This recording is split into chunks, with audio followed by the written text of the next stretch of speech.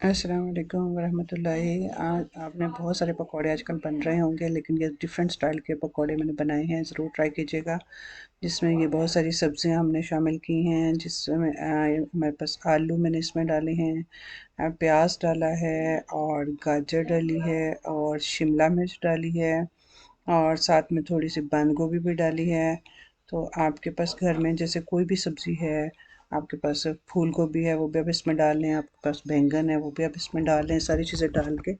तो ये चाइनीज़ पकौड़ों की तरह इसमें सारी चाइनीज़ चीज़ें जो शामिल होंगी। इसमें हम बेसन के बजाय मैदे को इस्तेमाल करेंगे। यहाँ पे मैंने 1 कप मैदा इसमें डाला है और इसके साथ यहाँ पे 4 टेबल स्पून मेरे पास चिली सॉस है, ये मैंने इसमें शामिल की है।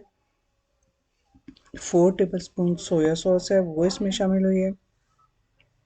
उसके अलावा ब्लैक पेपर 1 टेबल स्पून, कुटी हुई मिर्चें 1 table spoon, salt 1 table spoon और कॉर्नफ्लोर 3 टेबल स्पून। उसके साथ मैंने इसमें थोड़ा सा ऑरिगेनो शामिल किया है।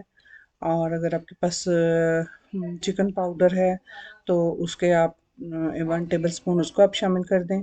तो ये आप इसको अच्छी तरह से मिक्स करें।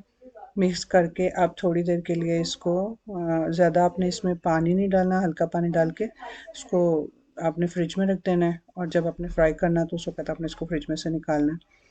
तो यहाँ पे ये देखें, आप इसको चाहें तो इस तरह डीप फ्राई कर लें, अगर आप इसको चाहें तो हाँ, जैसे फ्राई पैन में हल्का हल्का ऑयल लगा के तो उसमें आप इसको शैलो सा फ्राई कर लें, जिस तरह हम कबाब बनाते हैं।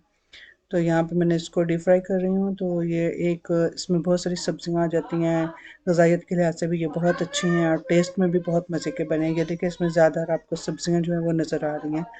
तो ये हम इसे बन के तैयार हो चुके हैं। इसको आप मीठी चटनी और धनिया की चटनी के साथ खाएं, बहुत मज़े के हैं, ज़रूर बनाएं।